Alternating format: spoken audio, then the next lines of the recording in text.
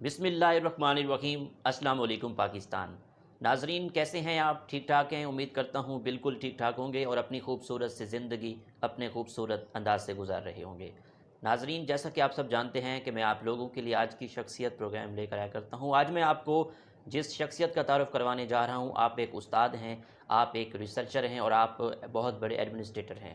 Professor doctor Iram خالد صاحب ہمارے ساتھ موجود ہیں۔ آپ کا تعلق chairperson department of political science university of Punjab Lahore سے ہے۔ تو آج ہم میڈم صاحبہ سے ان ریسرچ آرٹیکل کے حوالے سے بات کریں گے، انٹرنیشنل کانفرنس کے حوالے سے بات کریں گے اور ان کی ذاتی لائف کے بارے میں بات کریں گے۔ السلام علیکم میڈم۔ وعلیکم السلام۔ میڈم کیسی ہیں آپ؟ جی بالکل خیریت۔ بہت شکریہ، آپ نے ہمیں قیمتی ٹائم دیا۔ میڈم اگر ہم تعلیم کے حوالے سے بات کریں جی تو آپ نے اپنی ابتدائی تعلیم کہاں سے حاصل کی اور آپ کا تعلیمی سفر کیسے رہا؟ میری جو ابتدائی تعلیمی جو میرا سلسلہ ہے وہ فیصل آباد سے تھا۔ میرے پیرنٹس چونکہ فیصل آباد سے تعلق رکھتے تھے تو میں نے گورنمنٹ اسکول سے پڑھا، اور پھر اس کے بعد میرے والدین کا شوق اور خود میری خواہش کے ساتھ انہوں نے مجھے لاہور بھیجا میری ماسٹرز ڈگری کے لیے۔ وہاں سے یونیورسٹی آف پنجاب سے میں گولڈ میڈلسٹ ہوں، اور اس کے بعد سلسلہ رکا نہیں۔ میرے شوق کو مد نظر رکھتے ہوئے میرے والدین نے مجھے قائد اعظم یونیورسٹی اسلام آباد بھیجا۔ وہاں سے میں نے ایم فل کیا، اور پھر اس کے بعد جو ہمارے معاشرے کا ایک روایتی ہے ایک تقاضا، پھر شادی کر کے رخصت کیا۔ لیکن شکر ہے کہ سسرال ایسا ملا اور ساتھی ایسا اللہ نے لکھا کہ انہوں نے میرے شوق کے ساتھ کبھی کوئی پابندی نہیں لگائی، اور پھر میں نے پی ایچ ڈی جو ہے وہ اپنی شادی کے بعد جو ہے وہ مکمل کی۔ اس کے ساتھ ساتھ میں نے اپنی جاب کا سلسلہ بھی شروع کیا، اور اللہ کا شکر ہے کہ 30 سال سے تعلیم کے سلسلے سے وابستہ ہوں، اور تعلیم کے ساتھ ساتھ تحقیق اور پھر جو ایڈمنسٹریٹو معاملات ہیں ان کو بھی دیکھ رہی ہوں۔ ٹھیک، ماشاء اللہ۔ میڈم آپ کا پی ایچ ڈی کا تھیسس کس موضوع پر تھا؟ اچھا، جو میرا پی ایچ ڈی کا تھیسس ہے وہ کرائسس ڈیسیژن میکنگ ہے، case study between Pakistan and India, یعنی پاکستان انڈیا کے درمیان میں نے 4 ایسے مسائل، ایشوز یا کانفلکٹ آپ کہہ لیں۔ یہ 1950 کا مائنورٹی ایشو تھا، 1986 کا براس ٹیکس ایکسرسائزز، پھر نیوکلیئر اور کارگل ایشو۔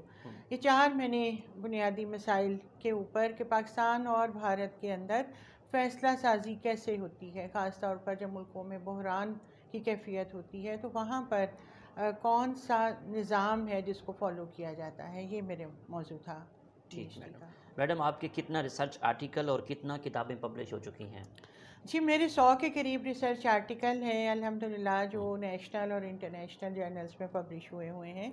7 میری بکس ہیں جو آلریڈی پبلشڈ ہیں، اور ایک میری بک جو ہے وہ بہت جلد مارکیٹ کے اندر آنے والی ہے، اور وہ بھی پاکستان سے ہی متعلق ایک بہت ہی امپورٹنٹ ایشو جو ہے اس کے اوپر میں نے لکھی ہے۔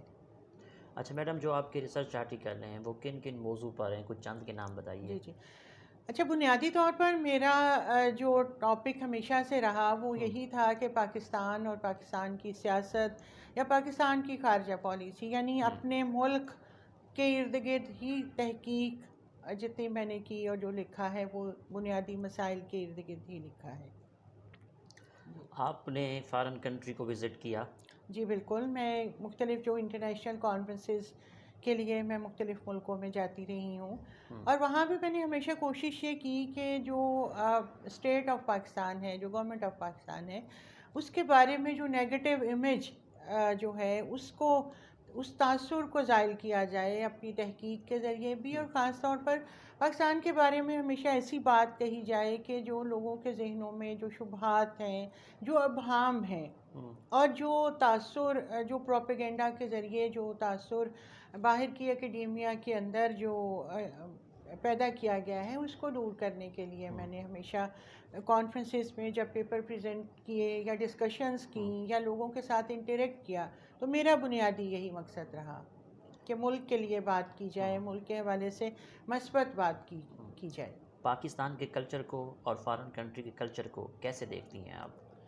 دیکھیے کلچر یا تہذیب ہر ملک کی اپنی نمائندہ ہوتی ہے. جو وہاں کے لوگ جو ہیں وہ جنریشن ٹو جنریشن نسل در نسل جو روایات چلتی ہیں وہی کلچر جو ہے وہ تشکیل پاتا ہے. اگر آپ کہیں کہ باہر کے ملکوں اور پاکستان کے کلچر میں کیا ڈفرینس ہے، جیسے میں نے جب امریکہ کا وزٹ کیا تو جی وہاں پر وہاں کی روایات، وہاں کے لوگ جو ہیں مجھے بہت اچھا لگا کہ ایون آپ کسی اسٹور پہ جاتے ہو تو کوئی جو آپ سے پہلے گزرا ہے وہ دروازہ کھول کے آپ کے لیے کھڑا ہو جائے گا کہ آپ گزریں. جی تو اب آپ کی ڈیوٹی یہ ہے کہ آپ اگلے آنے والے کے لیے ویٹ کر لیں اگر پیچھے کوئی آپ کی لین میں کھڑا ہے. ٹھیک.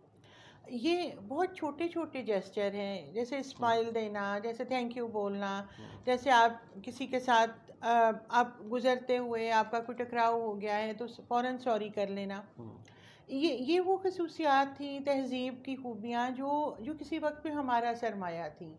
لیکن اب ہم نے بہت جلد بازی میں خود کو بدلنے کی خواہش میں یا یہ تاثر دینے میں کہ شاید ہم جو ہیں وہ ان خوبیوں سے دور ہوتے چلے جا رہے ہیں. خاص طور پر جو ہمارے بچے ہیں ان کو ہم پراپر یہ تہذیب کی جو ٹرانسفر ہے، جو ہمارے بچوں کے اندر جو خصوصیات ہونی چاہیے تھی، جو آداب ہونے چاہیے تھے، وہ شاید اتنا نظر نہیں آتا ہے. اور ہم اس پہ کانشیس ہو جاتے ہیں کہ شاید اگر ہم نے کسی سے معذرت کر لی، شاید ہم نے کسی کا شکریہ کہہ دیا تو وہ سمجھے گا کہ پتہ نہیں ہم کیوں کہہ رہے ہیں. حالانکہ یہ تعلیم جو ہے جہاں بھی جس تہذیب میں بھی یہ خوبیاں ہیں وہاں سے ہمیں ضرور اپنے بچوں کو سکھانی چاہیے. ٹھیک. میڈم سی ایس ایس کے امتحان کی تیاری کے لیے کس طرح کی تیاری کرنی چاہیے؟ ایز ایکسپرٹس آپ کیا کہیں گی؟ اچھا دیکھو بچے، میں تو آپ سے یہ بات کہوں گی کہ سی ایس ایس یا مقابلے کا امتحان جو ہے، پہلی بات تو یہ کہ کس لیے کرنا ہے.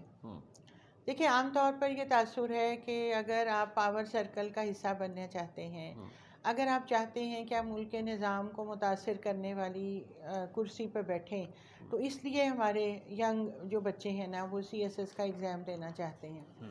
حالانکہ اگر دیکھا جائے کہ سی ایس ایس کے امتحان کے لیے بنیادی ایک وقت تھا کہ جس میں سب سے پہلے یہ سوچا جاتا تھا کہ بہت سا علم پہلے سیکھا جائے گا اور پھر اس کو لکھنا سیکھا جائے گا، اخبار پڑھے جائیں گے، اخباروں سے دیکھ کر حالات حاضرہ کو سیکھا جائے گا، اور پھر اس کے بعد یہ سمجھا جاتا تھا کہ جو مضمون یا جو سبجیکٹ آپ نے شروع سے پڑھا ہے آپ اس میں ایکسیل کریں اور پھر اس کے بعد آپ سی ایس ایس میں اپیئر ہوں. اب آج کل کے بچے کیا دیکھتے ہیں عام طور پر کہ کس سبجیکٹ میں مارکس زیادہ آ رہے ہیں، چلیں وہ سبجیکٹ لے لیتے ہیں. یعنی وہ جو بنیادی اسپرٹ تھی، سی ایس ایس کوئی آسان امتحان نہیں ہے، اور اس کا بنیادی مقصد انسان کی اپنی شخصیت کے اندر ایک ایسی مثبت تبدیلی لانا تھا جس میں آپ خود کو تیار کرتے ہیں کہ مختلف فرائض یا ڈیوٹیز جو آپ کو انجام دینا ہے وہ آپ کیسے اس کے لیے تیار ہیں، کیا آپ دے سکیں گے یہ وہ ڈیوٹی سر انجام. اب جو ہے وہ سی ایس ایس کا مطمع نظر یہ بن گیا کہ اگر آپ ایک شارٹ کٹ لینا چاہتے ہیں، بہت جلدی ترقی کرنا چاہتے ہیں، تو آپ کو مقابلے کا امتحان میں بیٹھ جانا چاہیے تاکہ آپ بہت جلدی جو ہیں وہ پاور سرکل کے اندر انٹر ہو جائیں. تو میں یہ سمجھتی ہوں کہ اس پہ کوئی حرج نہیں ہے. کسی بھی مقابلے کے امتحان کی تیاری اگر اس کی حقیقی اسپرٹ کے پیش نظر کی جائے کہ آپ ان چند لوگوں میں شامل ہونا چاہتے ہیں جو بہترین دماغ ہیں، جن کی بہترین تربیت ہوگی، اور تب چل کر وہ ایک ایسی ذمہ داری کو سر انجام دے سکیں گے جس میں پالیسی میکنگ بھی ہے، جس میں لوگوں کے اوپر ان پالیسی امپلیمنٹیشن میں اپنی حکومت کا ساتھ دینا ہے. تو پہلے تو سی ایس ایس کی بنیادی جو ایک اس کا مفہوم ہے اس کو سمجھنا ضروری ہے، اور ظاہر تیاری اس کا اگلا ایک حصہ ہے. ٹھیک. میڈم پاکستان میں یونیورسٹیوں کے ریسرچ کلچر کے حوالے سے یونیورسٹیاں کیا کردار ادا کر رہی ہیں؟ دیکھیے یہاں کچھ ایسے معاملات ہیں جن پر آپ نے بہت خوبصورت ایک ڈیبیٹ کے بارے میں مجھ سے سوال کیا ہے. میں یہ سمجھتی ہوں کہ کسی بھی جگہ پر، کسی بھی دنیا کے ملک کے اندر اگر کسی ملک نے معاشی ترقی کرنی ہے، معاشرتی ترقی کرنی ہے، سائنس اور ٹیکنالوجی میں ترقی کرنی ہے، تو ظاہر ہے کہ یونیورسٹیز ایک بنیادی اہم ادارہ ہیں. لیکن اس کے ساتھ ساتھ یونیورسٹیز کا جو رول ہے نا وہ صرف سائنس اور ٹیکنالوجی کی ترقی کرنا نہیں ہوتا، بلکہ سوشل سائنسز کے اندر ایسی تحقیق کی ضرورت ہے جس سے آپ اپنی معاشرتی تبدیلی کو ایک ڈائریکشن والی تبدیلی جو ہے اس پہ تبدیل کر سکیں، کیونکہ ہمارا ملک اس وقت جو ہے وہ بہت سے مسائل کا شکار ہے، جس پہ ہم بات کرتے ہیں کہ یہاں لوگوں کے اندر برداشت کی کمی ہے، لوگوں کے اندر ٹالرنس کی کمی ہے۔ یہ وہ سب تبدیلیاں جو تھوڑے عرصے کے اندر ہمارے ملکی معاشرے کے اندر آ چکی ہیں، اور یہ نیگیٹو چیزیں ہیں، یہ نیگیٹو روایات ہیں جن کا ہم شکار ہو چکے ہیں۔ یونیورسٹیز کا اس وقت یہ فرض ہے کہ چاہے وہ سوشل سائنسز ہوں، چاہے وہ سائنسز ہوں، چاہے وہ ٹیکنالوجی ہو، بنیادی طور پر حکومت ان کے ساتھ ایسا پلان بنائے کہ جس ڈپارٹمنٹ میں جس طرح کے لوگوں کی ضرورت ہے، یونیورسٹیز کے ساتھ باقاعدہ انٹریکٹ کر کے ویسے موضوعات کا انتخاب کیا جائے، اور پھر جب کوئی ریسرچر ریسرچ کرتا ہے تو اس ریسرچر کو اتنا موقع دیا جائے کہ وہ کسی بھی فورم پر آ کر بات کر سکے، اور پھر اس بات کو پالیسی جو میکرز ہیں ان کے ساتھ بیٹھ کر اس ریسرچ کا کوئی فائدہ کیسے اٹھایا جا سکتا ہے اس پر ڈیبیٹ ہو۔ جیسے آج آپ نے یہ بات کہی ہے تو دیکھیں مجھے موقع ملا کہ میں اپنا نقطہ نظر جو ہے وہ آپ کے ساتھ شامل کروں، اور بہت ممکن ہے کہ آپ کا پروگرام سننے والا کوئی بہت بڑا پالیسی میکر ہو، اور وہ میری بات سننے کے بعد کل کو مجھ سے پوچھے کہ جی میڈم آپ بتائیں کہ آپ نے کس ٹاپک پہ ریسرچ کی ہے جو ملک پاکستان کے لیے فائدہ مند ہے۔ تو اب جب بہت زیادہ میڈیا کا دور ہے، جب کمیونیکیشن ممکن ہے، تو باقاعدہ طور پر اکیڈیمیا کے لوگ جو ریسرچ کرتے ہیں اور پالیسی میکرز، ان کی اکٹھی سٹنگز ہونا بہت زیادہ ضروری ہے، ٹھیک ہے، اور میڈیا اس پہ بہت یوزفل رول پلے کر سکتا ہے۔ ٹھیک میڈم، پاکستان کے سیاسی نظام میں کس طرح کی تبدیلی لانے کی ضرورت ہے؟ ایز اے ایکسپرٹس آپ کیا کہیں گی؟ جی اس حوالے سے میں تو یہ سمجھتی ہوں کہ 3 لیولز ہیں پاکستان کے سیاسی نظام کے اندر تبدیلی لانے کے لیے۔ پہلی بات تو یہ ہے کہ ہمیں اسٹرکچرل چینجز چاہیے، ٹھیک ہے۔ اب اسٹرکچرل چینجز سے میری مراد یہ ہے کہ پاکستان کے اندر اس وقت نئے صوبے بننا بہت زیادہ ضروری ہے، اور ان صوبوں کی بنیاد یہ ہونی چاہیے کہ نہ تو لوگوں کی شناخت کو مسئلہ بنایا جائے، اس پر ڈیبیٹ ہو، اور دنیا کے اندر جو دوسری فیڈریشنز جیسے اپنے لوگوں کی پہچان کو ختم کیے بغیر ان کو نمائندگی کا حق دیتی ہے، وہاں پر صوبے بن رہے ہیں، اور صوبوں کی کریشن کو وفاق کے لیے کوئی خطرہ نہیں سمجھا جاتا۔ اسی طریقے کا ماڈل پاکستان میں بھی ضروری ہے۔ پاکستان میں اسٹرکچرل چینجز بہت زیادہ ضروری ہیں۔ دوسری بات یہ ہے کہ ہم بڑے طویل عرصے سے یہ دیکھ رہے ہیں کہ ملک کے نظام کے اندر ایک ڈفرینس جو ہے نا وہ ایک لوگوں کے درمیان اور حکومت کے درمیان ایک بہت بڑا گیپ آتا جا رہا ہے۔ لوگ یہ سمجھتے ہیں کہ شاید جو بھی حکومت وقت ہے وہ ہمارے مسائل کو حل نہیں کرتی، ان کی اپنی پالیسیز ہیں، ان کے اپنے مسائل ہیں، وہ ان پہ لگے رہتے ہیں، لوگوں کی زندگیوں میں کوئی مناسب مثبت تبدیلی نہیں آتی ہے۔ تو اگر ایسا تاثر لوگوں کے ذہنوں میں ہو تو یقیناً ایسا تاثر جو ہے وہ خوشگوار نہیں ہوتا، اور پھر آہستہ آہستہ لوگ جو ہیں ان کے اندر اور طرح کے رجحانات جو ہیں وہ آنا شروع ہو جاتے ہیں۔ تو میں یہ سمجھتی ہوں کہ ایک اسٹرکچرل چینجز کے ساتھ ساتھ اس وقت حکومت وقت کو جو اس کا فرض ہے بنیادی طور پر، اور ریاست پاکستان کا یہ فرض ہے کہ وہ اپنے لوگوں کے ساتھ اعتماد کا رشتہ بحال کریں، اپنے لوگوں کے جو بنیادی مسائل ہیں، ہمارے جو نمائندے ہیں، اگر ہم مہنگائی سے پریشان ہیں تو وہ لوگ جو ہم سے ووٹ لیتے ہیں وہ ہماری بات سنیں اور ہمیں کوئی جامع حکمت عملی ہم تک کمیونیکیٹ کریں۔ اگین میں یہ کہوں گی کہ دیکھیے اگر آپ یہ سب سوالات پوچھ رہے ہیں تو باقی میڈیا چینلز پر جن پر بیٹھ کر صرف لڑائی کی باتیں ہوتی ہیں، اختلاف کی بات ہوتی ہے، وہ سب اس قومی ذمہ داری کو سر انجام دینے والے سوالات پر بحث کیوں نہیں کروا سکتے؟ کروا سکتے ہیں اگر کروائیں، ٹھیک ہے نا۔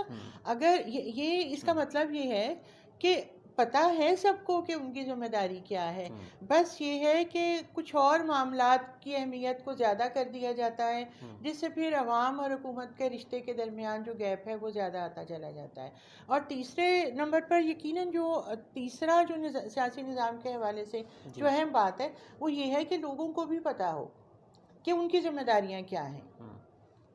ایز پروفیسر مجھے پتہ ہونا چاہیے کہ میں کیا رول پرفارم کر سکتی ہوں۔ مجھے سارا دن میں 200-300 اسٹوڈنٹ سے ملنا ہے، میں اگر ان کے ساتھ ان موضوعات پر بات کرتی رہوں گی تو وہ بچے جب اپنے گھروں میں جائیں گے تو وہ اپنے گھروں کے اندر بھی یہ پیغام پہنچا سکتے ہیں۔ تو کمیونیکیشن جو ہے نا وہ اس وقت بنیادی ضرورت ہے، اور پازیٹیو کمیونیکیشن۔ ٹھیک میڈم، پاکستان اسکالرس کی ریسرچ سے حکومت پاکستان کتنا مستفید ہو رہی ہے؟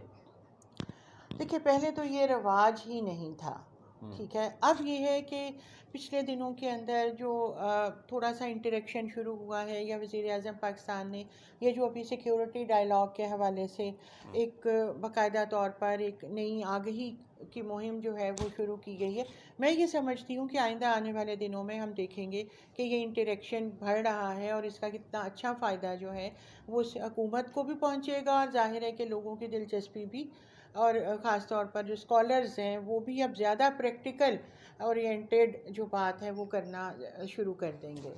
پاکستان کے نظام تعلیم میں جو مسائل ہیں اور آپ چاہتی ہیں حل ہونے چاہیے، ایسے کون سے مسائل ہیں؟ سب سے پہلا مسئلہ یہ ہے کہ ہمیں تعلیم کے لیے، ہم تعلیم کس مقصد کے لیے دلوانا چاہتے ہیں۔ ایک تعلیم کی ایسی پالیسی جس کا مقصد بہت واضح ہو کہ ہم بیسیکلی ملک سے پروڈیوس کیا کرنا چاہتے ہیں، خالی ڈگری ہولڈرز پروڈیوس کرنا چاہتے ہیں، یا ہمیں ان لوگوں کی ضرورت ہے جو ملکی معاملات کے اندر کنٹریبیوٹ کر سکیں۔ سب سے پہلی بات تو یہ ہے کہ ملکی پالیسی کا ایک واضح مقصد جو ہے وہ ڈٹرمنڈ ہونا چاہیے، اور پھر اس کے ساتھ ساتھ کہ ہماری پرائیورٹیز کیا ہیں، ہمیں کس شعبے میں کیسے لوگوں کی ضرورت ہے، یہ بنیادی کرنے کا کام ہے۔ اگر حکومت وقت جو ہے وہ اس کام کو کر لے تو یقیناً آئندہ آنے والے سالوں کے اندر بہت سے مسائل جو ہیں وہ خود بخود حل ہونا شروع ہو جائیں گے۔ میڈم اگر ٹریول کے حوالے سے بات کریں جی تو آپ کو ٹریول کرنا کتنا پسند ہے؟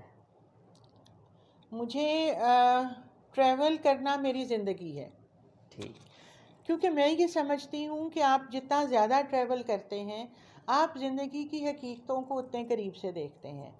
اور بہت طویل عرصہ ہو گیا پاکستان کے مختلف حصوں کو دیکھنے کی خواہش، وہاں سے سیکھنے کی خواہش، اسی اسپرٹ کے ساتھ میں اکثر ٹریول کرتی رہتی ہوں۔ اچھا میڈم، جب آپ ٹریول کرتی ہیں تو نئے نئے آئیڈیاز بھی آتے ہوں گے، جی بالکل۔ تو ایسے کیا آئیڈیاز آپ کی کیا کریشنز میں اضافہ کرتے ہیں؟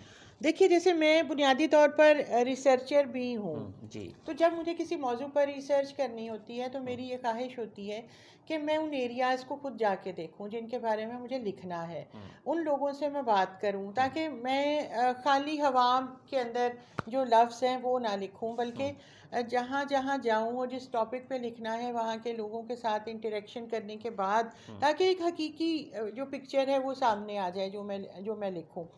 تو میں جیسے پچھلے دنوں میں نے ایک اربن سیکیورٹی کے ٹاپک پہ کام کیا، تو میں نے 3 شہروں کی کیس اسٹڈی لی، تو میں نے ان تینوں کے اندر ان کے گلیوں محلوں کے اندر جا کر دیکھا کہ لوگوں کے بنیادی مسائل کیا ہیں، کیونکہ جب آپ ٹریول کرتے ہوئے لوگوں کو ان کی زندگیوں کے حقیقی رنگ دیکھتے ہو تبھی آپ کے جو لفظ ہوتے ہیں نا پھر ان لفظوں کے اندر جان پڑتی ہے، ورنہ محض آپ آرٹیکل لکھ لیں، آپ مضمون لکھ لیں، وہ خالی لفظ ہوتے ہیں، اور وہ اسی لیے آج تک وہ لفظ جو ہیں وہ کبھی اپنی اہمیت نہیں بنا سکے۔ ٹھیک میڈم، ایک اچھے استاد میں اور اچھے ایڈمنسٹریٹر میں کیا خوبیاں ہونی چاہیے؟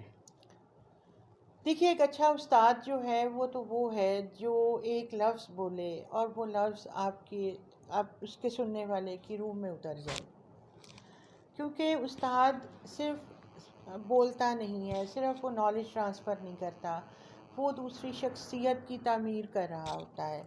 تو ایک ایڈمنسٹریٹر جو ہے اس کو بہت سارے وہ معاملات بھی دیکھنا پڑتے ہیں جس میں بعض اوقات کچھ لوگوں کو سکھانے کے لیے، کچھ کو بتانے کے لیے آپ کو کبھی سختی بھی کرنا پڑتی ہے، لیکن استاد جو ہے اس کا سختی سے کوئی تعلق نہیں ہے، اس نے تو دوسرے فرد کی شخصیت کی تعمیر کرنی ہے اور اس کو اپنے انداز تک اس نے ایسے خوبصورت طریقے سے وہ پیغام پہنچانا ہے کہ اگلا بندہ آٹومیٹکلی اس راستے پہ چلنا شروع کر دے. ایڈمنسٹریٹر کو رولز ریگولیشنز کے اندر رہتے ہوئے سسٹم کو رن کرنا ہے. تو یہ دونوں ہی رولز جو ہیں وہ اپنی اپنی جگہ یقیناً بہت اہمیت کے حامل ہیں. ٹھیک میڈم، گڈ گورننس لانے کے لیے پاکستان میں کیا اقدامات کرنے چاہیے؟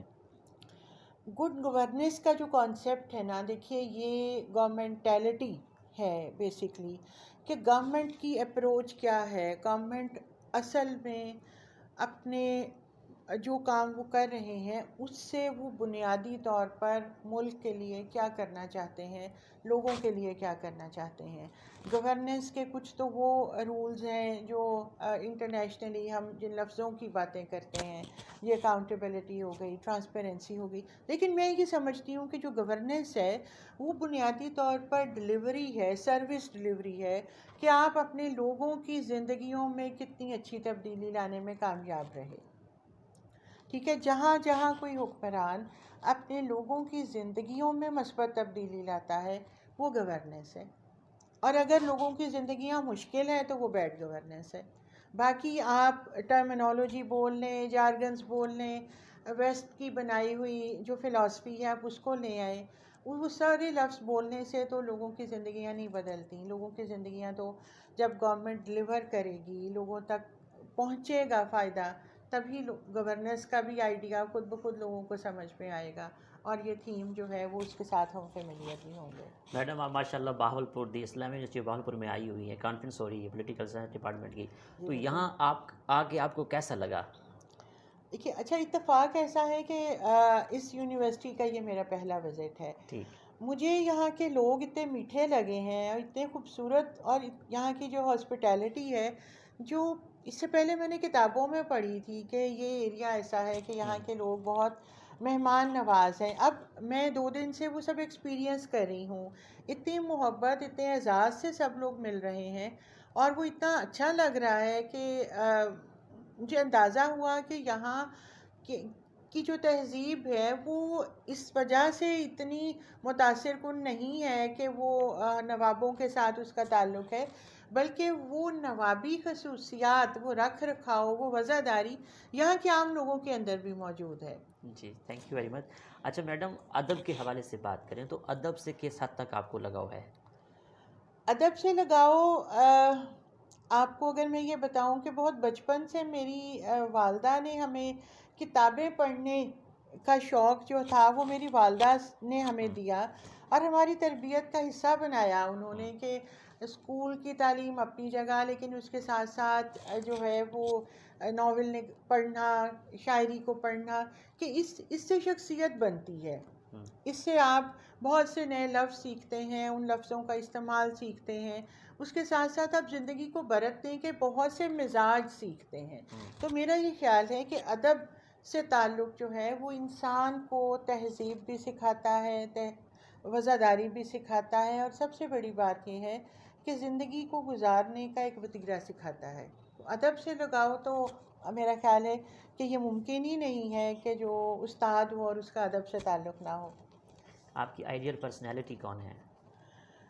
کہ جی اس میں تو میں بہت بچپن سے آج تک بہت ہی واضح، بہت ہی کلیئر ہوں کہ ہمارے نبی کی جو ذات ہے وہی سب سے محترم اور سب سے آئیڈیل ہے، اور ان کی جو خوبیاں، خصوصیات، جیسے انہوں نے ایک ایسے سخت گیر معاشرے کو رحمت سے بدل دیا، ان سے بڑی تو کوئی آئیڈیل شخصیت نہیں ہو سکتی.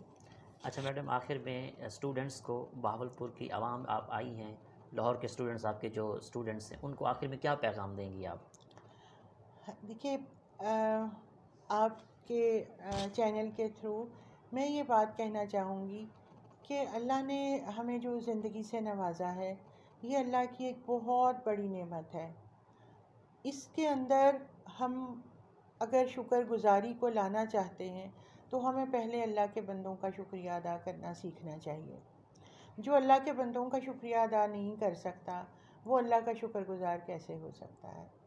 تو اگر ہمیں زندگی میں، ظاہر ہم سب کی خواہش ہے آگے بڑھنا اور ہم کوشش کرتے ہیں، لیکن ہر قدم پہ وہ لوگ جو ہمارے ساتھ کھڑے ہوتے ہیں، جو ہمارے ساتھ ہمارے دکھ میں، درد میں، یا ہمارا حوصلہ بڑھاتے ہیں، ان سب کا شکریہ ادا کرتے رہیے، کیونکہ ان سب کا شکریہ آپ کو موقع دے گا کہ ان کی دعائیں آپ کے ساتھ ساتھ شامل ہوتی چلی جائیں گی، اور جب اتنی دعائیں شامل ہوتی ہیں تو پھر اللہ کی ذات جو ہے وہ کامیابی ضرور دیتی ہے۔ بہت شکریہ آپ کا، آپ نے ہمیں قیمتی ٹائم دیا اور آپ سے سیکھنے کو بہت کچھ ملا۔ بہت شکریہ جی آپ بہت کا۔ شکریہ۔ جی تو ناظرین، آپ نے آج کی شخصیت پروگرام سنا، اسی کے ساتھ اپنے میزبان احمد محمود کو اجازت دیجیے۔ اللہ حافظ، اللہ نگہبان، پاکستان زندہ باد۔